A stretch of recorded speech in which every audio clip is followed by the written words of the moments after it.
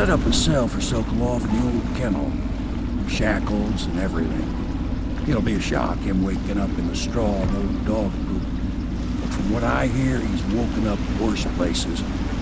Guess we all have at that.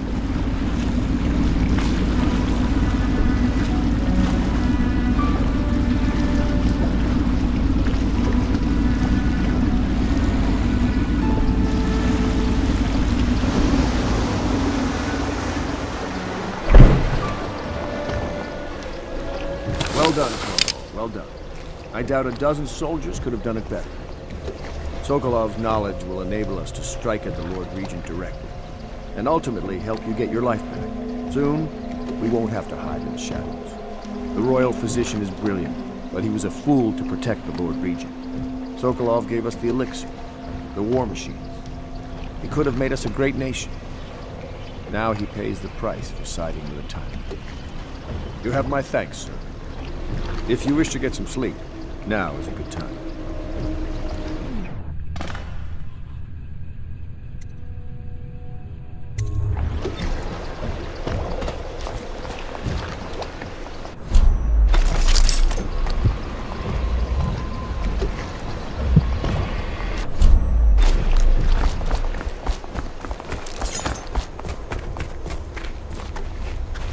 Normally, I'm a natural philosopher, but today, consider me a humble craftsman here to serve.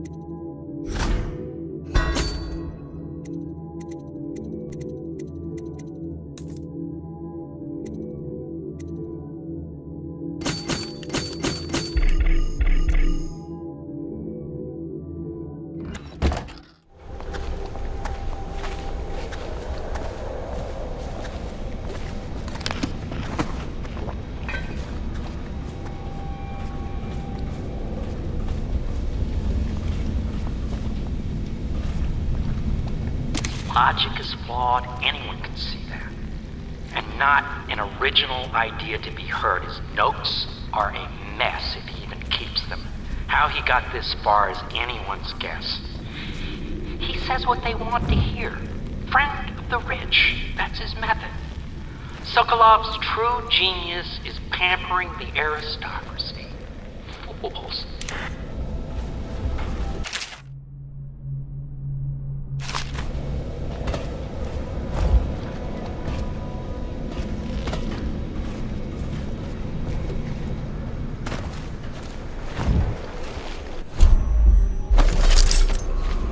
Each and every night the black-eyed outsider visits upon Piero's dreams.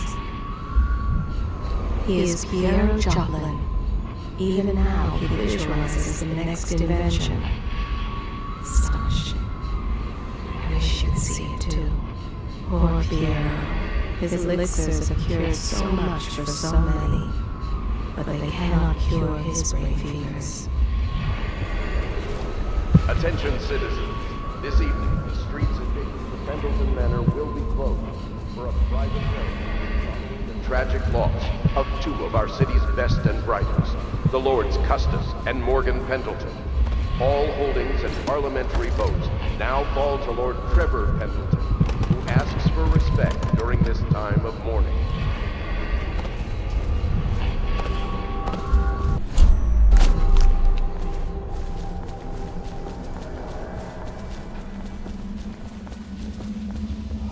Corvo, can I tell you something? I have a secret retreat nearby that may come in handy if the city watch ever kicks in the doors. It's an abandoned apartment across the street from the bar. I don't think anyone else here knows about it, but I'm guessing I can trust you. The key is stashed under my bunk upstairs. If there's ever trouble, you can go there for safety. I know I will.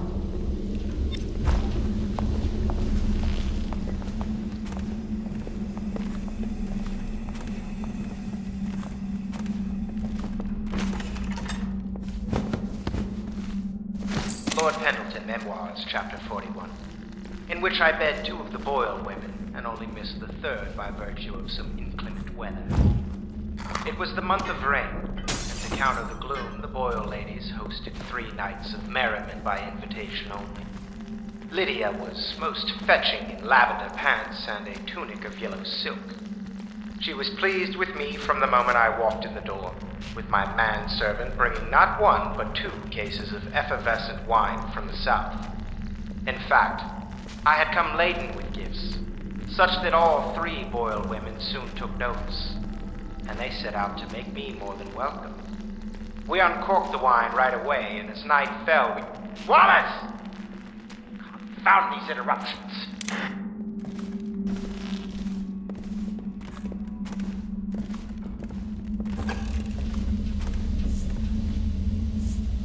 We're getting closer to reaching our goals, but our position is becoming more dangerous. Be aware that looting You don't house and evacuated feed a half areas- dozen people without leaving telltale traces. Riverboats pass day and night, and the looters are going to start gathering once they're sure the plague has burned the place out. I conclude, if our enemies are not dead by the month of wind, we will be. There's a sadness in Emily, but she's strong. Weathering the death of her mother just a half a year ago better than most grown men I've known. Once we take Dunwall Tower, I'll see that her life is better. I've always thought that I'd command the Navy in her name, but sometimes I wonder if I shouldn't just take the title Lord Reagent and do it properly.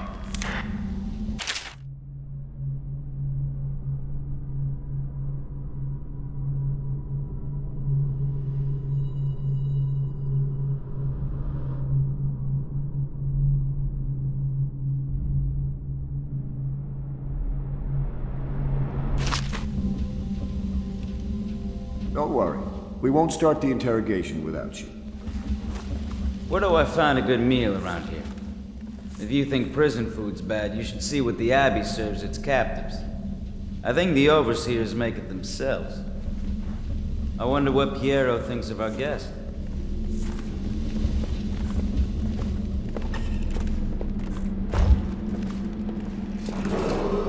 Attention, Dunwall citizens. You are required to boil any water from public fountains or the river.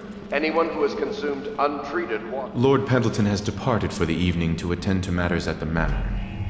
It concerns the departure of his brothers. I'm sure you understand.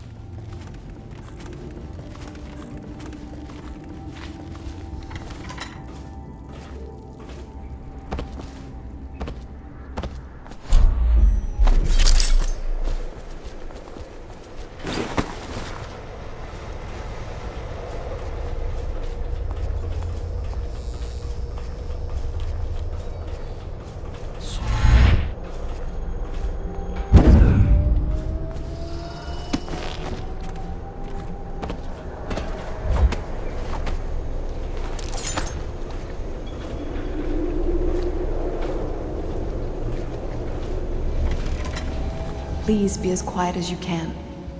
It took forever for Emily to fall asleep. Poor dear. It's okay, Emily, I'm here. She seems happier when you're here. Though I know you have important things to do. Out there, in the city.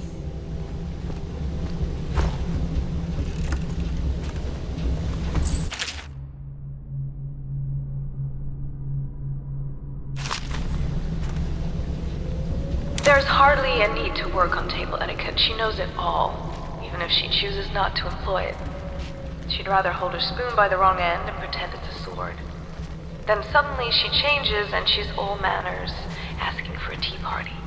I tried to oblige her, but I have little to work with. No proper plates. Instead of a cloth napkin, I've only the bar rack. Ale mugs instead of teacups. I've asked for things befitting her, but they have their minds on other things. For now, Emily and I decided to make a pretend dinner using paper and little things she's found here and there. On the floor, I suppose. Not right for a princess, but it'll have to do.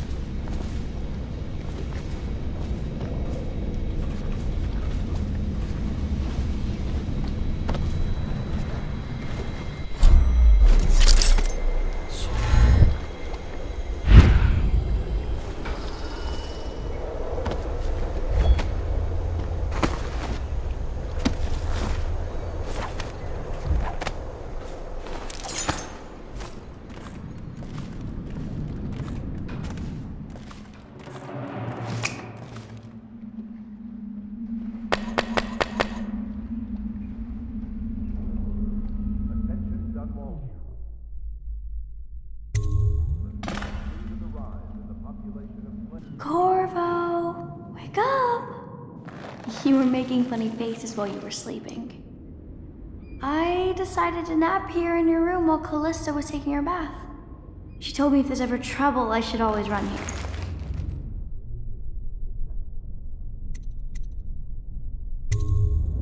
Callista will come get me when she's done with her bath. Thanks, Corvo. It makes me feel better.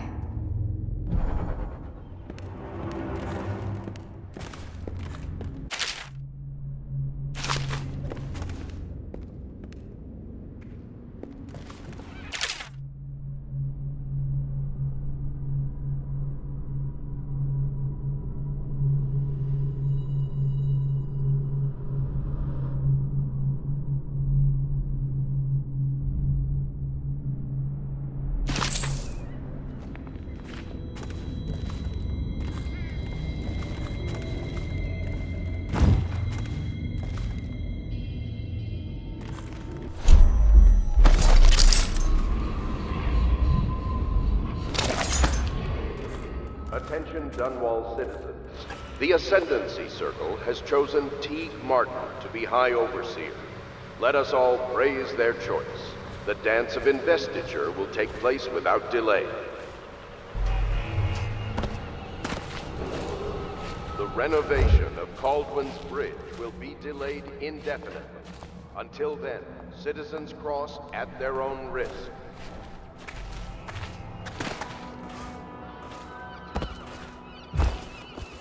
Royal position.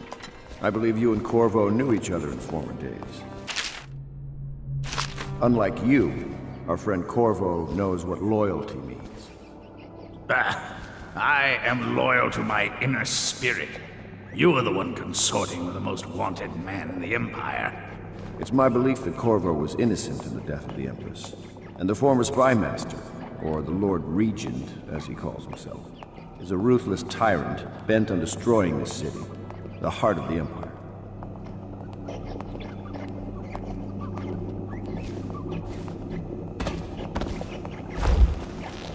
You are mistaken if you think there's love between me and our Lord Regent. But whatever you intend to do here, I assure you, I am beyond petty scare tactics. If I don't scare you, Sokolov, perhaps these rats will. Even if they don't carry plague, I've heard of a swarm of rats stripping a child's body to the bone in half a minute. I've heard worse. How long do you think it'll be before you talk? Before you beg to talk? Rats? Is that the company you keep now, Admiral? It's the company you keep that interests us, Sokolov. We know you painted a portrait of the Lord Regent's mistress, the very aristocrat who is funding the military with her fortune. You're part of this rabble, but I know you have your reasons. Yes, he does. All we need is the name of the Lord Regent's mistress. It's very simple. I elect not to tell you. You will have to force the words from me, and I warn you, my willpower is quite legendary.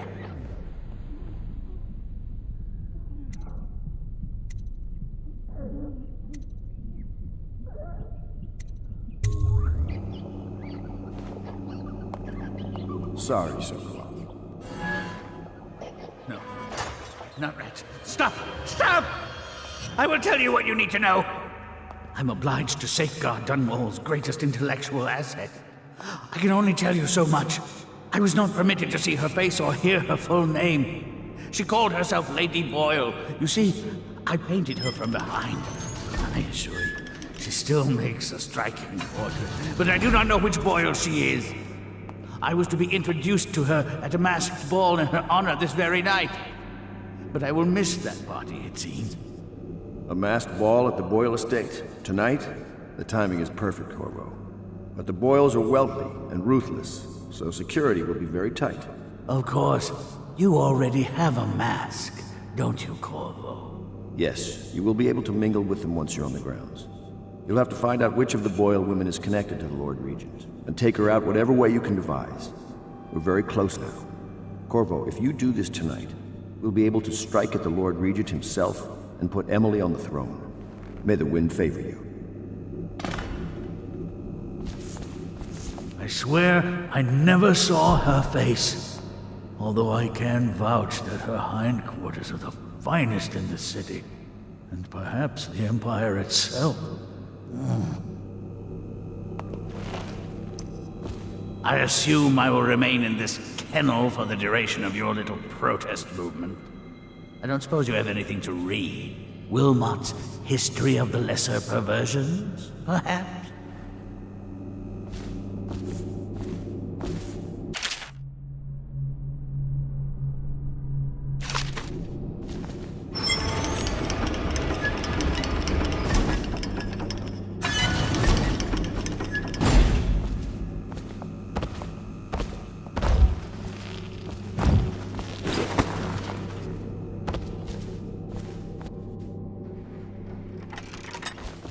I hear you're off to the Boyles' little bash tonight.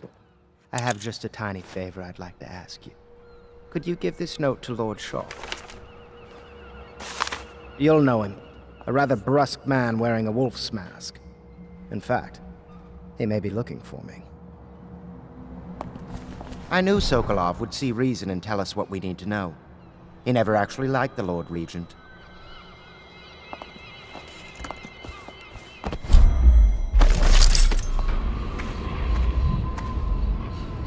To think, Lord Pendleton is the son of nobility. Have you ever been in a sea battle? Of course. Did you ever see pirates? And did you sink any? Of course. Dozens. Oh, yes. But that's not for young girls to hear about. But I will be Empress, won't I?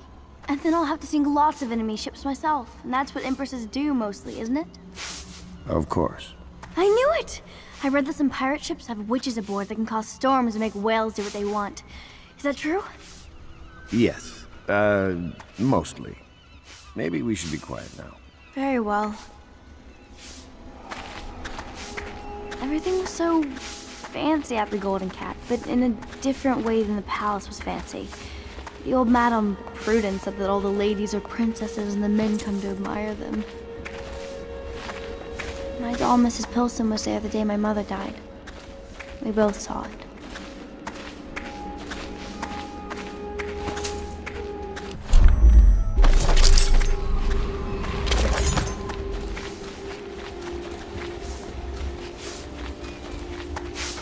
Say what you will, the royal physician knows his wine.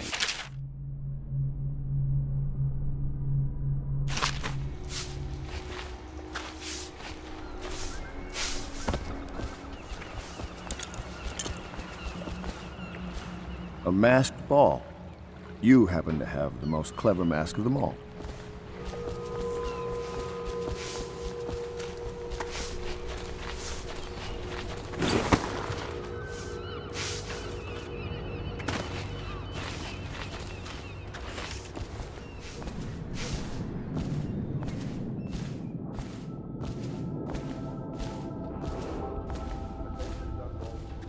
So, you've already pried into the mind of the great Sokolov. I must admit, with both you and Sokolov, it's rather thrilling to have such notable figures here with us. I wonder if Sokolov's loyalties can be turned on our safeguard and preserving the timeless beauty of our